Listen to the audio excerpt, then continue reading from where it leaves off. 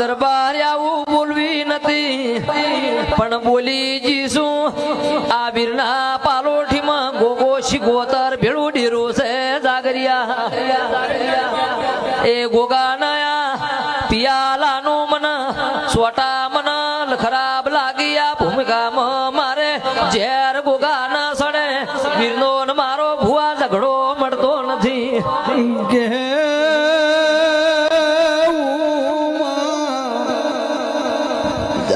તારા જેવું દેરું ધૂળતું હોય 50 વર્ષે